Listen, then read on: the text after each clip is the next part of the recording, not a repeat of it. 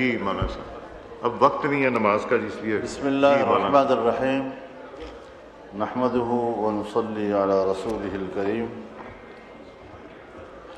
جناب اسپیکر،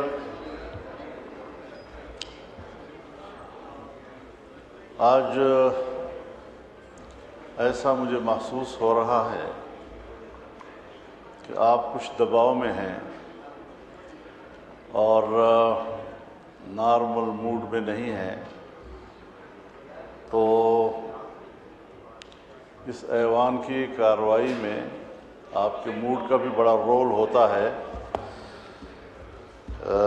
کچھ تھوڑا سا اپنے آپ کو نارملائز بھی کیا جائے، نیوٹرلائز بھی کر لیں اپنے آپ کو، تو پھر انشاءاللہ ہم اپنی بات بڑی اچھی طریقے سے ڈیلیور کر سکیں۔ مولانا صاحب، یہ وہ کرسی ہے جہاں نہ حکومت خوش ہوتی نہ اپوزیشن خوش ہوتی، تو یہ سب سے مشکل کرسی ہے، اور دباؤ میں تو میں ہر وقت ہی رہتا ہوں کہ ان کو بھی بچانا ہے، ان کو بھی بچانا ہے، ان کو بھی موقع دینا ہے، ان کو بھی موقع دینا ہے، مگر میں اس دباؤ میں نہیں آتا جو زبردستی کرانے کے لیے یہاں کھڑ کے لیا جاتا ہے۔ میں نے کہا تھا تشریف رکھیں۔ جی شکریہ۔ بات زبردستی کی نہیں ہے، ایک رکن ایوان کی حیثیت سے گفتگو کا اور اپنی بات کرنے کے حق کی ہے، سو وہ ہمارا حق ہے۔ قانون سازی ہوئی اور اس قانون سازی پر، اسی فلور پر ہم اپنے تحفظات کا اظہار کر چکے ہیں۔ ہم نے اس قانون سازی کو قرآن و سنت کے منافی اور آئین کے منافی تصور کیا ہے، اور اگر ہم نے آپ سے یہ کہا ہے کہ اسلامی نظریاتی کونسل موجود ہے جہاں شریعت انوالو ہو، وہاں کم از کم یہ چیزیں وہاں بھیج دی جائیں تاکہ وہاں سے واضح طور پر رائے آ جائے کہ علماء کرام کیا کہتے ہیں، مذہبی لوگ کیا کہتے ہیں۔ اس میں آئینی ماہرین بھی ہیں، قانونی ماہرین بھی ہیں، تمام مکاتب فکر کی نمائندگی ہے، لیکن اس طرح آپ نظر انداز کر کے اور پھر قانون کے پیچھے لکھا ہوتا ہے کہ ہم اقوام متحدہ، کبھی FATF، کبھی IMF اور ان کے منشور اور فلاں کے تقاضوں کے مطابق قانون سازی کر رہے ہیں۔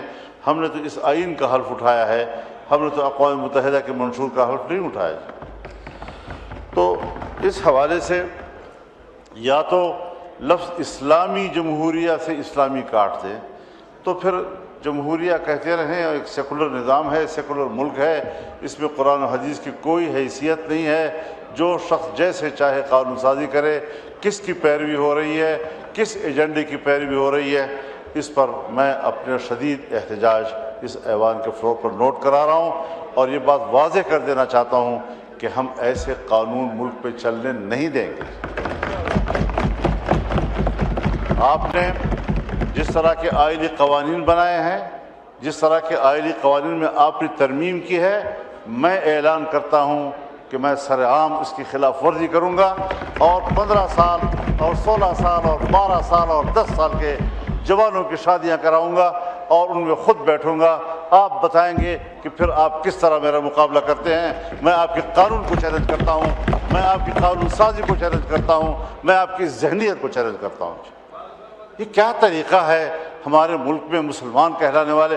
یہاں پر آپ کے نائب وزیر اعظم اور وزیر خارجہ نے فلور پر میری گفتگو کے جواب میں فرمایا کہ ہم بھی تو اللہ اور رسول کو ماننے والے ہیں، اگر آپ کی نظر میں یہ اس کے خلاف ہے تو آپ ترامیم دیں۔ میں نے ان سے فون پر بات کی اور میں نے کہا کہ آپ نے فوری طور پر مجھے جواب دیا ہے، ذرا اپنے ماحول سے مشورہ کر کے آپ نمائندگی لے لیں، مینڈیٹ لے کر پھر آپ بتائیں، ہم ایک کمیٹی بنا کر آپ کے ساتھ بات کرنے کو تیار ہیں۔ انہوں نے کہا ٹھیک ہے، اس کے بعد کوئی سوال جواب نہیں ہے۔ یہ ڈنگ ٹپاؤ والی سیاست جو ہے یہ شاید مناسب نہیں ہے۔ پاکستان اس طرح کیسے چلے گا؟ آپ تو جمہوریت کو شکست دے رہے ہیں، اور جو مسلح گروہ جو بیانیہ لے کر اٹھے ہیں، آپ قدم قدم پر ان کو تقویت دے رہے ہیں۔ ہماری توانائیاں یہاں پر کس بات پہ ضائع ہو رہی ہیں؟ ہم کس چیز کے لیے یہاں آئے ہوئے ہیں؟ ہم نے تو آئین کا حلف اٹھایا ہے، ہم تو جمہوریت کی بات کرتے ہیں، ہم تو پارلیمنٹ کی بات کرتے ہیں، ہم تو ووٹ کی بات کرتے ہیں۔ اور اگر مذہبی دنیا وہ پاکستان کے آئین کی نمائندگی کرتا ہے، آپ کے شانہ بشانہ کھڑا ہے، آپ یہاں پر اس قسم کی حرکتیں کر کے جس طرح آئین کو روند رہے ہیں، جس طرح عقیدے کو روند رہے ہیں اور پھر ہماری توانائیوں کو تباہ و برباد کر رہے ہیں، جمہوریت شکست کھا رہی ہے، پوری دنیا میں شکست کھا رہی ہے۔ اور میں نے کل کی گفتگو میں بھی یہ کہا تھا کہ پوری دنیا میں جمہوریت ختم ہو رہی ہے، اب یا سرمایہ داریت ہے اور یا آمریت ہے، اور وہ راج کر رہی ہے۔ بات ہو رہی ہے بورڈ آف پیس کی، مجلس السلام کی، جو مسٹر ٹرمپ کا ایک نظریہ ہے۔ اس نظریے کا آغاز ان کے 20 نکاتی فارمولے سے ہوا ہے۔ 20 نکاتی فارمولہ امن کے لیے یہاں پر آپ کے وزیر خارجہ نے بیان دیا اس ہاؤس میں کہ اس پہ تبدیلی آئی ہے اور ہمیں بتائے بغیر تبدیلیاں لائی گئی ہیں۔ جب ہمارا اس پر اعتراض ہو گیا، فلور پر ہم نے اپنی قوم سے کہا، نمائندگان قوم سے کہا، اس کے بعد پھر آنکھیں بند کر کے وہاں چلے جانا اور ان کے 20 نکات کو قبول کرنے کا کیا تصور پیدا ہو سکتا ہے؟ کہیں کوئی ضمیر، کہیں کوئی ایک خود اعتمادی اپنے اوپر، کبھی اپنے ملک اور قوم پر خود اعتمادی، اور آج ہم اس میں جا رہے ہیں۔ آپ مجھے بتائیں کہ کیا ٹرمپ نے نہیں کہا اور کل کی تقریر میں نہیں کہا ہے اکنامک فورم پر کہ اگر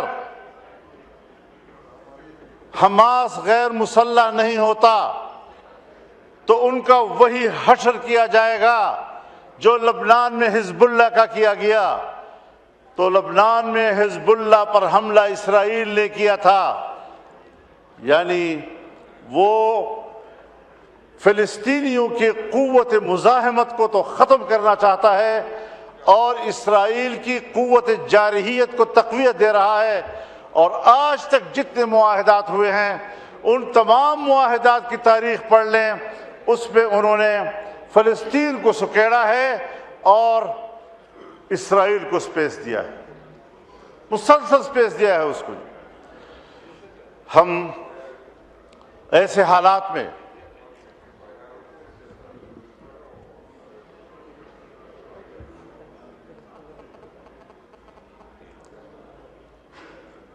میں آپ سے مخاطب ہو جانا میری کوشش یہ ہوتی ہے کہ میں اسپیکر صاحب کو خطاب کروں اور رولز بھی یہی ہے۔ تو بنیادی بات یہ ہے کہ جہاں دھمکیاں ہیں، اگر ایسا کیا گیا تو میں ایسا کر دوں گا، ان کی ایسی تیسی پھیر دوں گا، تباہ و برباد کر دوں گا، کیا یہ صلح کی آغاز ہے؟ دنیا میں امن قائم کرنا، غزہ میں امن قائم کرنا، فلسطین میں امن قائم کرنا۔ افغانستان آئے امن کے لیے آ رہے، 20 سال تک اینٹ سے اینٹ بجا دی اس کی۔ عراق میں آئے امن قائم کرنے کے لیے آئے ہیں، عراق کی اینٹ سے اینٹ بجا دیا آپ نے۔ لیبیا میں آئے ہم امن کے لیے آئے ہیں، لیبیا کو تباہ و برباد کر دیا، منقسم کر دیا، آج وہاں کوئی نظام موجود نہیں ہے۔ اسلامی دنیا کو اس وقت اس نے ٹارگٹ بنایا ہوا ہے، اور اگر یہ اسرائیل لبنان سے ہوتا ہوا، شام سے ہوتا ہوا، اب ایران پر بھی حملہ ہوگا تو اس کے بعد اسرائیل تفتان پر آپ کے سرحد پہ کھڑا ہو جائے گا۔ کبھی سوچا ہے ہم نے، کبھی اس ایوان نے سوچا ہے کہ یہ پیش رفت کہاں ہو رہی ہے؟ یہ پیش رفت آپ کی سرحدات کی طرف ہو رہی ہے، پاکستان کی سرحدات کی طرف ہو رہی ہے۔ اور میں یاد دلانا چاہتا ہوں، ایک بار پھر اس ایوان کو یاد دلانا چاہتا ہوں کہ جب اسرائیل وجود میں آیا تو اس کے پہلے صدر نے جو پہلا خارجہ پالیسی سٹیٹمنٹ دیا، اس پہ اس نے کہا کہ ہماری خارجہ پالیسی کی اساس ایک نوزائیدہ اسلامی ملک کا خاتمہ ہوگا۔ سو ان کے عزائم اس کی پیدائش کے دن سے آپ کے خلاف واضح ہیں۔ آپ نے ان کو ناجائز، مغرب کا ناجائز بچہ کہا، اس نے کہا میرا سیاسی زندگی کا آغاز اس مقصد کے لیے ہوگا کہ اس نوزائیدہ ملک کا خاتمہ کروں۔ ان کے ارادے بھی واضح ہیں، آپ کی سوچ بھی واضح ہے، اس کے بعد ہم آنکھیں بند کر کے دوڑ جاتے ہیں اور سیاسی قوت ہو ایک ہی جگہ پر دوڑ رہے ہوتے ہیں تاکہ ہم کسی طریقے سے اس بت کو راضی کر سکیں۔ اللہ کے مقابلے میں آج تم ایک ٹرمپ بت کو راضی کرنے کے میں لگے ہوئے ہو، اس سے بڑا شرک اور نہیں ہو سکتا۔ پاکستان کو اگر بچائے گا تو اللہ کی ذات بچائے گا، اگر پاکستان کو بچائے گا یہ 99 صفات اللہ کے ضمانت دیں گے۔ خدا کی قسم امریکہ نے آپ کے بنگال کو بھی نہیں بچایا، اور آج اگر یہ ملک ٹوٹے گا تب بھی آپ کو نہیں بچائے گا۔ کچھ خدا کا خوف کرو، ہم کدھر جا رہے ہیں؟ ایک قوم کی آزادی سلب ہو رہی ہے، 70,000 لوگ شہید کر دیے گئے ہیں، 1 لاکھ سے زیادہ بیماری اور بھوک سے مر گئے ہیں، 1.5 لاکھ سے زیادہ بے گھر ہو چکے ہیں، اور اس کے باوجود ہم ایسے صلح کو قبول کر رہے ہیں، ایسے فورم پر جا رہے ہیں جس کا آغاز دھمکیوں سے ہو رہا ہے، جس کا آغاز ایک فریق کو۔ اور اسرائیل کہتے ہیں اقوام متحدہ میں بھی تو اسرائیل بیٹھا ہے تو پاکستان میں بیٹھتا ہے، سلامتی کونسل میں بھی تو اسرائیل بیٹھتا ہے تو پاکستان میں بیٹھتا ہے۔ اگر یہ دلیل ہے آپ کی تو پھر آپ مجھے بتائیں کہ 1948 سے لے کر آج تک آپ کے پاسپورٹ پر کیوں لکھا ہوا ہے کہ سارے ویزے لگ سکتے ہیں سوائے اسرائیل کے؟ اگر بیٹھنا کسی جگہ پر کسی فورم پر وہ دلیل ہے، لیکن آج وہ غزہ کے معاملے میں صرف فریق ہی نہیں قاتل ہے، اور عالمی عدالت انصاف نے اس کو مجرم قرار دیا ہے اور یہ حکم دیا کہ جہاں سے وہ گزرے کسی بھی ملک میں اس کو گرفتار کیا جا سکتا ہے۔ مگر امریکہ میں بھی اس کو پروٹوکول دیا جا رہا ہے، ٹرمپ بھی اس کو پروٹوکول دے رہا ہے، اور ایک قاتل، ایک فریق آج وہ صلح کے میز پر بیٹھا ہوگا، ثالثی کا کردار ادا کرے گا۔ کوئی ہے خدا کا خوف کہیں پر؟ کرو، سب کچھ کرو، ہمیں امن چاہیے، لیکن امن چاہیے کہ بھی راستے ہوتے ہیں۔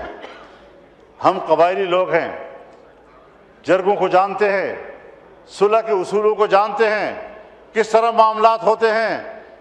جناب اسپیکر، پاکستان پر رحم کرو خدا کے لیے۔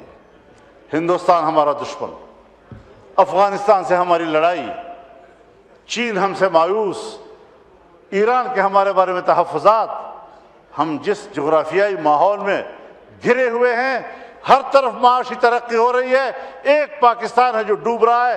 کیا کبھی آپ نے اپنے ملک کی معیشت کو بہتر بنانے کا سوچا ہے؟ کیا آپ نے کبھی اپنے غریب کو سوچا ہے؟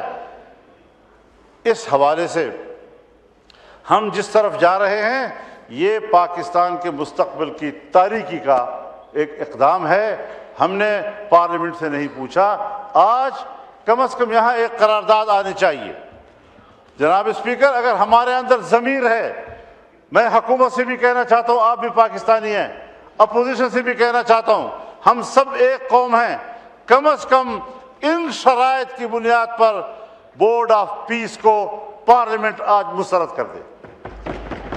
اگر پرائم منسٹر صاحب گئے ہیں، انہوں نے اس ایوان کو اعتماد میں نہیں لیا، انہوں نے اپنی کابینہ کو اعتماد میں نہیں لیا، کیوں چلے گئے ہیں اتنے بڑے مسئلے کے اوپر؟ آخر 1 لاکھ لوگ شہید ہوئے ہیں، در بدر ہو گئے ہیں، گھروں سے نکل چکے ہیں، ہمارا کہاں کیا مقام رہ گیا ہے دنیا کے اندر؟ نماز کا ٹائم ہو گیا۔ اس حوالے سے ہمارے بہت تحفظات ہیں، اور اگر اس قسم کے فورم پر ہمارا ملک بیٹھتا ہے، میں آپ کی اس حکومت کو جعلی بھی کہہ چکا ہوں، آپ کی اکثریت کو جبری بھی کہہ چکا ہوں، اور جعلی اور جبری نظام کے خلاف اپنے جہاد کو جاری رکھنا یہ ہمارا قومی فریضہ ہوگا، دینی فریضہ ہوگا، اور انشاءاللہ العزیز یہ جنگ جاری رہے گی، آپ نہیں جیت سکیں گے یہ جنگ۔ اللہ تعالیٰ ہماری مدد فرمائے، لیکن آپ ذرا مہربانی کریں، ایوان سے کہیں کہ اس طرز عمل کو مسترد کر دے، اور آئیں ایوان سے مشورہ کریں، ملک سے مشورہ کریں، عوام کے نمائندوں سے مشورہ کریں، اپنی کابینہ سے کم از کم مشورہ کریں، اور قانون سازی جہاں پر شریعت انوالو ہو کم از کم اسلامی نظریاتی کونسل میں بھیج دیں۔ اس طرح نہیں ہوگا کہ جس طرح آپ میں نے نے دیا چاہا آپ ہمیں ہانکتے میں نے رہیں گے۔ دیا تھا فلور میں، آگے دے دیا۔ ہم جی شکریہ۔ معزز انسان ہیں الحمدللہ۔